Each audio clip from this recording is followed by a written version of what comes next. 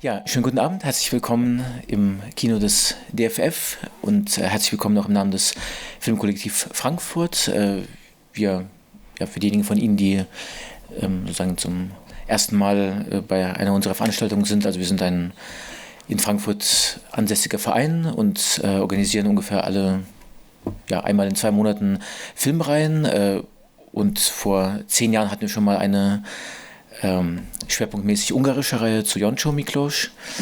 Und ja, jetzt ist sozusagen endlich wieder die Gelegenheit da, das ungarische Kino zu beleuchten, wenngleich in einer etwas kompakteren Schau, aber ja, hoffentlich in Zukunft dann auch mit weiteren Teilen der reichhaltigen und wirklich sehr inspirierenden ungarischen Filmgeschichte. Und heute Abend sind wir hier im Rahmen, oder sind wir alle hier im Rahmen unserer kleinen Werkschau der Filme von Judit, eine ungarische Regisseurin, die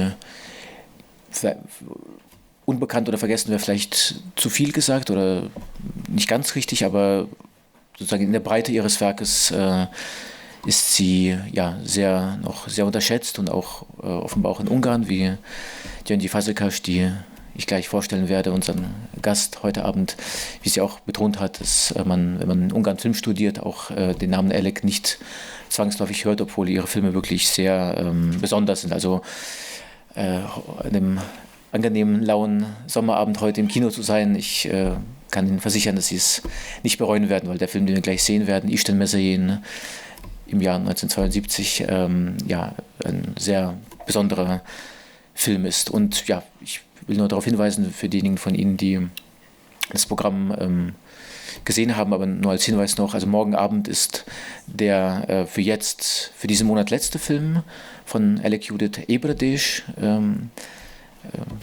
Awakening auf Englisch, der läuft morgen Abend, 7:45, und im Dezember, wenn Sie interessiert sind, läuft im Rahmen des Festivals Remake, Frankfurter Frauen Filmtage, ihr erster Langfilm Sziget Osoros Földön, der auf Englisch Lady from Konstantinopel heißt, auch noch dann in der Pupille, im Festival im Studierendenhaus im Rahmen des Festivals. Also es gibt dann auch nochmal eine Möglichkeit, es zu sehen. Und ich möchte darauf hinweisen, wir zeigen jetzt heute Abend eine Filmkopie, also eine 35mm Filmkopie dieses Films, die wirklich noch aus der Zeit stammt, in der der Film herausgekommen ist, also aus den 70er Jahren. Der Film ist damals im Internationalen Forum des Jungen Films gezeigt worden in Berlin, bei der Berlinale.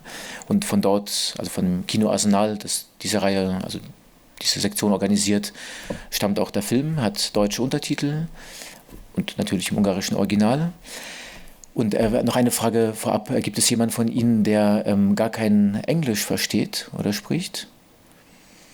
Denn wir haben jetzt den Vortrag, der wird auf Englisch gehalten von Gyöngyi Fazekas, wird ungefähr knapp eine halbe Stunde dauern. Parallel werden wir auch Fotos einblenden von Judit. Aber ja, gut, aber dann sind wir beruhigt, dass Sie folgen können. Sonst, wenn Sie noch eine Kurzzusammenfassung auf Ungarisch haben wollen, können Sie auch Gyöngyi noch fragen. Und ja, jetzt möchte ich unseren Gast vorstellen. Einige von Ihnen haben es gestern schon gesehen. Fazekas Gyöngyi ist die Co-Herausgeberin dieses bislang einzigen Buches über Judit, The Lady from Budapest, herausgegeben anlässlich der Retrospektive vor 2 Jahren in Rotterdam. Sie können das Buch, was in Deutschland so nicht verfügbar ist, aber wir haben es jetzt über das Festival organisiert. Sie können auch nach der Vorführung gerne in das Buch reinschauen. Also wir haben 3 Exemplare hier, die Sie auch erwerben können. Und Fazekas Gyöngyi ist Filmwissenschaftlerin, aber auch Filmemacherin, lebt jetzt in Helsinki, hat in Helsinki Regie studiert. Und ja, wir freuen uns sehr, dass Sie, we are very happy that you came all the way here from Helsinki to speak about Judit with this lecture tonight. Tomorrow, before Ebredish, and after we will also have the chance to speak with her. And now I would like you to welcome here Gyöngyi Fazekas. Thank you very much.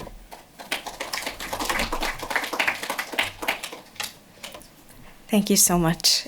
Again, like I said yesterday, it's such an honor and a privilege to be standing here as the storyteller of a storyteller. There are so many stories to tell, so please bear with me if I need to take a break to find something in the book that I hear has been announced. I'm not reading as advertisement, although it's a good marketing strategy, but I will probably read a couple of paragraphs from the book for you. So, shortly, as it's been mentioned, I also am one of the people who sadly didn't really know Judit's work until that lucky day when Olaf Möller, my professor in Finland at Aalto University, approached me to ask me if I could translate an email to this Hungarian director lady. And I did, and then an email followed another email, and then this evolved into me translating her online in 2022 January on an online interview for 25 Encounters for Rotterdam. And then I was mesmerized by the stories she told, by her home, the books, her dedication towards her profession. And luckily, Rotterdam was too, and they decided to dedicate next year's retrospective to her work and to also honor her with this monograph that I became the co-editor of. And okay, enough about me. So, Judit. There are many fundamental aspects from which we could start to understand, to contextualize her movies. One already came up yesterday, which is the fact of her being the very first woman ever to be admitted to the film directing program in Budapest. And despite that fact, her teacher still didn't want to give her a directing diploma at the end, stating that there is no such thing as a female director. So they wanted to give her the dramaturg diploma, which she refused to take. So then that already established this feeling of a glass ceiling, ever moving higher and higher and higher and higher, that she needed to break through throughout her whole career. I did not mention yesterday, though, that not only was it challenging for her to make her identity as a director accepted in her teacher's eyes, but also in her parents' eyes, because as soon as they learned that she got admitted to the program, they panicked, and they said that the one condition they make for her to be able to enter the program is that she marries an architect boy they thought would be a good match for her and who could take care of her.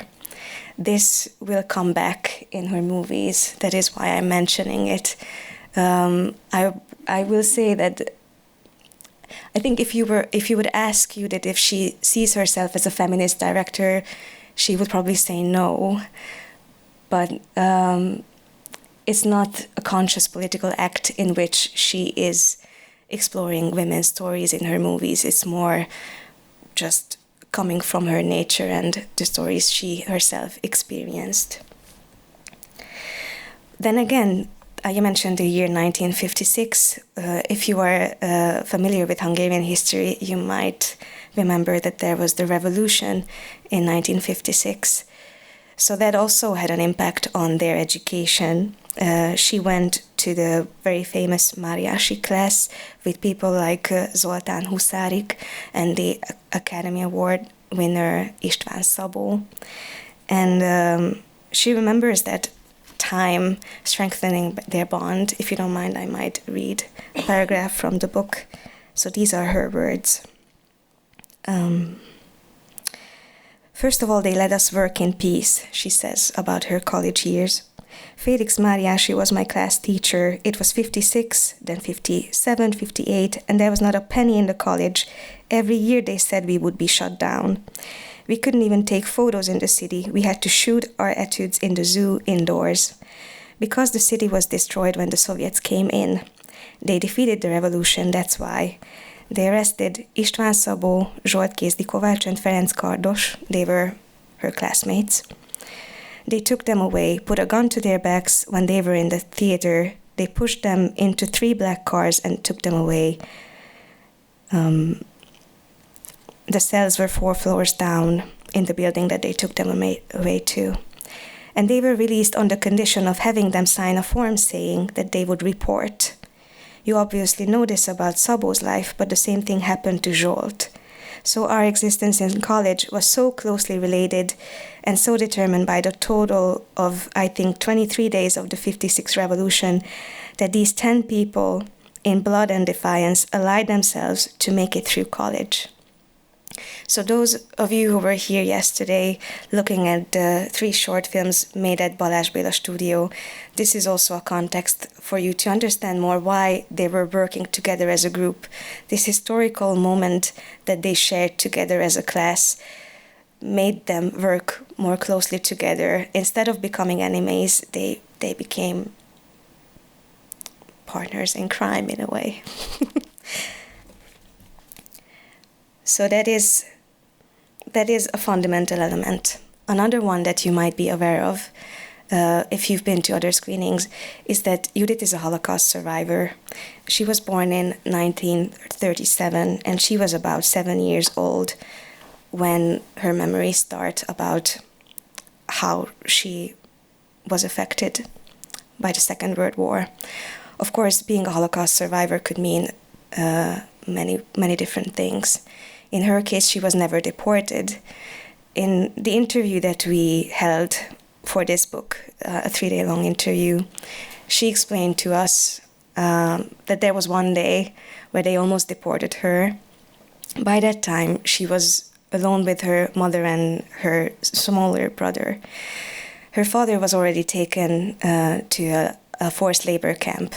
I don't know if you're familiar with that, but in Hungary, those who were politically unreliable in the Second World War and were Hungarian Jewish heritage, they were taken, those men, to forced labor camps. So it was already only the 3 of them. And they were living in a so-called Yellow Star house, which was the place where they gathered Jewish families for future deportation. And one day they got note that they should be downstairs the next day at 7 a.m., packing 5 kilos of belongings in their best clothes. And so what their mother did was that she prepared both her and her smaller brother in their best clothes. She took the Yellow Star down, and then at 6 a.m. they left the building. And the whole day they would walk around Budapest. She tells us a lot of stories about that. I may not read that out loud to you, but you can buy the book. This was a marketing moment. Sorry about that. She explains how at some point in the day they got very hungry, and they were children, so of course it was a different sensation, especially for her smaller brother, who was not even 4 at the time. So the mother decided to hide in the Cross Army pub, the Arrow Cross, which you might know is the Hungarian Fascist Party's pub. But their mother's logic was that that would probably be the last place where people would be looking for a Jewish family. And she was right, because they had lunch, they ate everything from the menu, she says. They even went to the bathroom. And then they went home at the end of the day. They went back to the Yellow Star house, and she explains that all the doors were wide open, all the families were gone, except for the one door that was leading to their flat. And then they went home, they took a bath, they had dinner, and they went to sleep. And the next morning, magically, and she even got emotional telling us about this, her father got released from the labor camp with a sick note that they somehow bribed the doctor to give him.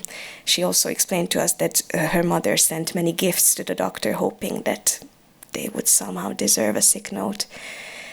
And they did.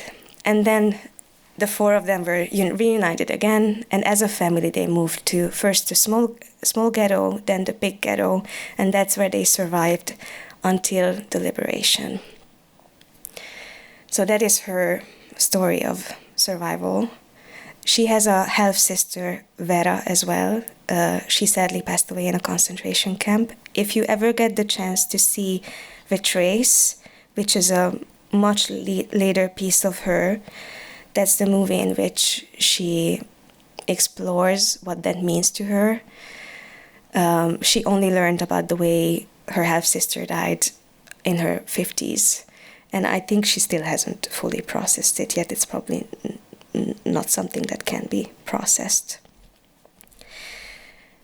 But then a third element really surprised us when we got the chance to learn more about her. After the liberation, they were really underfed, they were very weak, but they were also very poor. And her father joined the Communist Party, and apparently there was a choice offered to them, which I also haven't heard of ever existed in history, so it's still something that I hope to see more research on. But what happened to her was basically that they offered to take her and her brother to a foster home, to a children's home that was meant for, and here, let me look up the page.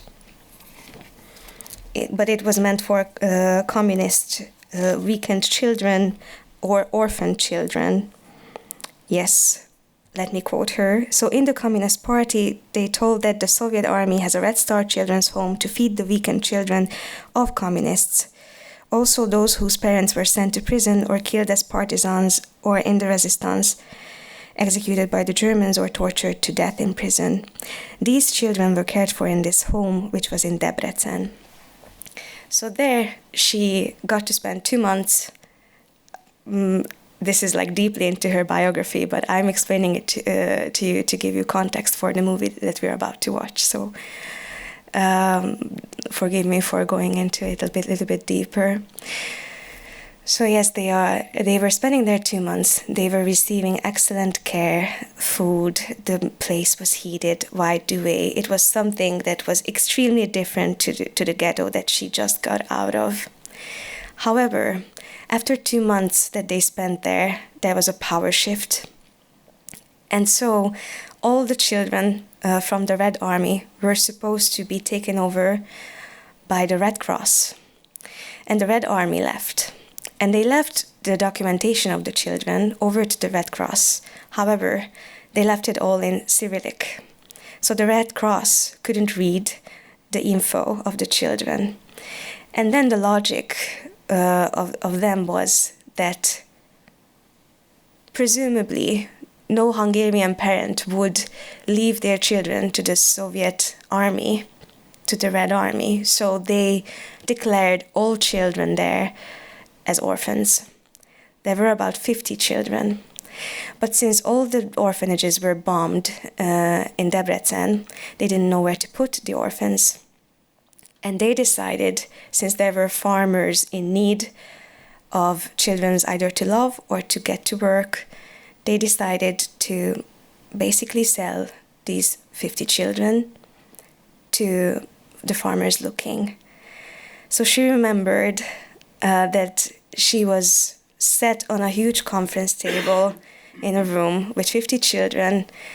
The farmers came in, they looked into their mouths, they looked at everyone's health, who can be used. And she was holding on to her smaller brother at that point, who was 3.5. So he was only good for a family who wanted a child to love. She was good for work, being 7 years old, a bit more, I think, but her memories here are a little bit foggy. It feels like a long moment of being 7 years old. She didn't want to be sold alone. She wanted to stay close to her brother, so she was holding on to him. And then ultimately they offered him a deal. They offered to take her brother to the neighboring farm. And her having come from Budapest, hearing the word neighboring meant that next door. But of course, it meant that he would be kilometers away from her. But she only realized that later on. She went on with the cell. And she got to a foster family where they took away her clothes, they took away her name, they called her the orphan. And so if any one of you has ever seen the film Nobody's Daughter, made in 1976, then maybe this is the information that I would like you to remember for next time, because that was her screenplay. And even though it's an adaptation of Zsigmond Moritz's Árvácska, Nobody's Daughter, she infused it with her own memories, everything she experienced in this 1.5 years. Imagine that after having survived the ghetto and basically the Second World War, she is stolen from her whole identity. According to her, she spent about 1.5 years at this farm, and she has the most terrible stories about that. She had to care for a huge black pig that she was scared of. She was not given food. She couldn't sleep on the bed. They took the money after her, got new clothes for the actual children of the parents by blood, and then she got the clothes that they grew out of. And practically, after 1.5 years, she was saved by an accident. And if you allow me, I may... Oh no, I really don't have time to read that out loud. Okay, I will play it out for you. After 1.5 years on a Sunday, where the parents went to church and they usually left her alone, she was playing by the road, and suddenly a truck arrived and a man asked her for directions, and she looked up to answer, and the man just called her by her name. And it turned out that the man was a friend of her father's. He immediately went back to Budapest, and the same night her parents showed up. It's important to remember at this point that she kept saying that she has parents, but the people who got her in told her that they are dead.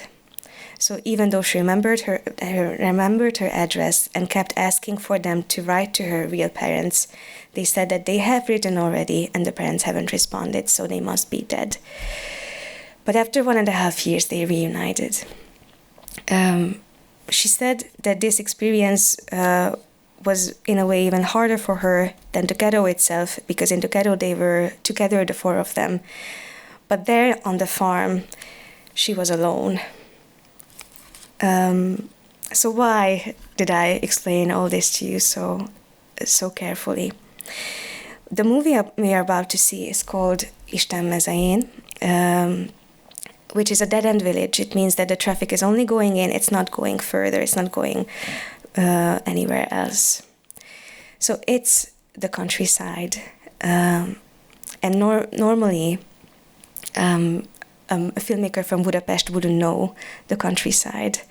So when you see the village being depicted in Hungarian cinema, it's usually being told from the perspective of the capital. And generally it's using one of the two tools. One is to symbolize emptiness and a void and the lack of future, or to strengthen the national identity with folklore. But in this movie, Judit attempts to show the people who live there their everyday life, and also, like we discussed yesterday, to record their sound, give them voice with direct sound. They even sewed a leather cover for the camera to dampen the noise a bit down, to hear the people. It was very unique at the time. A couple of months ago, Péter Gárdos, another filmmaker who was working as an assistant in the 70s, just revealed his experience about going to Metalworks town to make a report, and the director asking him on the way to write texts why someone would love that town. And when they arrived to the town, they actually used his texts. They were read out loud by people they found there. And that's what the report was of that town, a complete fabrication. Speaking of AI and fake news, I mean, the technology changes, but the intention to lie is human. But in this movie, we see a filmmaker who gets completely involved with the lives of the people depicted. She spends there about 4 or 5 years in the village. At first, she just receives calls from the village about what's happening there and travels there. But she finds out that by the time she gets there, everything changes. So eventually they decide to move into the village And the DOP, Elemi Ragai, even buys a house there. So she becomes deeply involved in their lives. And all this about her biography somehow changes her position as a filmmaker coming from Budapest. She explained to us that she never really, again, felt like the noble Budapest citizen. It somehow got ingrained into her identity. However, once the movie was released, the reviews came from Budapest. And the reviews were not as empathetic, as understanding as Judit intended to be. We are about to watch the first movie. The second movie came out a couple of years later, so they're a diptych. But there was supposed to be a third one, which got never made. It would have been about the responsibility of a documentary filmmaker. Let me look up some of the reviews that she quoted to us in a second.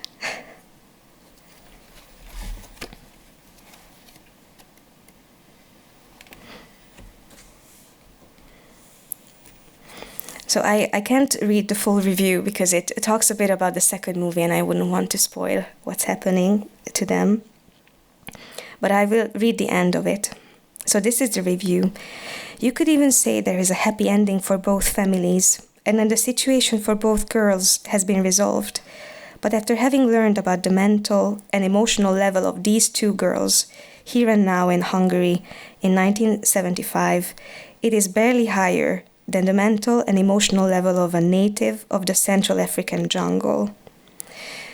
And likewise, the village and its people too are an undisturbed jungle. So what's the gesture in this review? Of course, this is not to say anything bad about the jungle or Africa.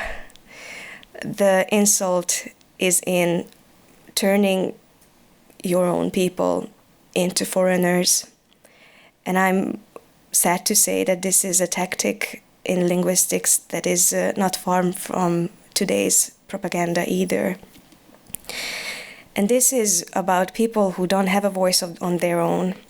They don't have a YouTube channel to go to create a video to tell their side of the story. They don't have a Facebook page to post on, to correct. So whatever trust was built between the filmmaker and the people who were standing in front of the camera, it was eternally broken by the reviews. And the people in the village were helpless about the reviews. So the third film would have been about the responsibility a documentary filmmaker takes on when he or she builds trust with anyone in front of their camera. When we talked to Judit, it was evident that even though this film was made in the early 70s, it lives in her as if it happened yesterday. She turned to fiction afterwards for realizing that she cannot defend the people whose story she tells on the screen.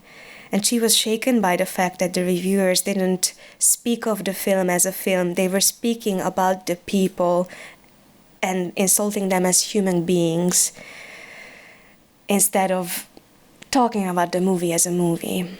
And yes, she was helpless about it. So if you look at the filmography, you will see that after these two movies, there are no documentaries until the system changed, until the 90s. To sum it up, because now I'm about to give the floor to the projectionist, I know. Hello, Gary. I highlighted these elements in the biography to better understand the topics that come up.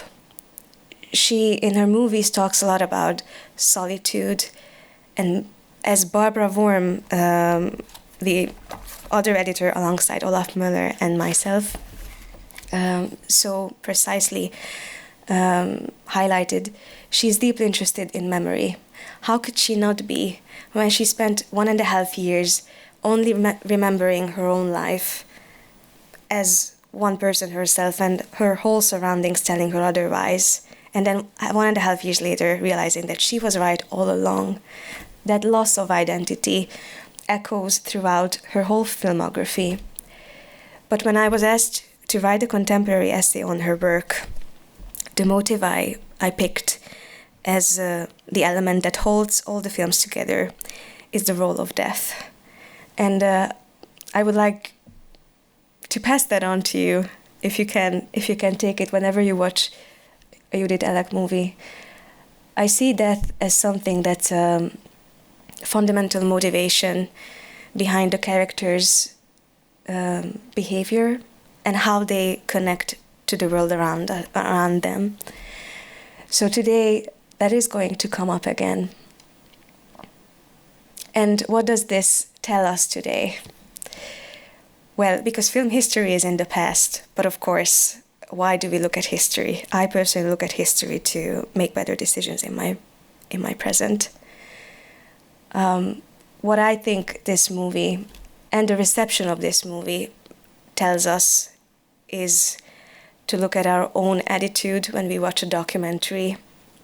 There's a beautiful word in German, forgive me for my pronunciation, I believe it is Einfühlung, which would translate to feeling as one. So do we get to practice that? Do we get to feel that with the characters?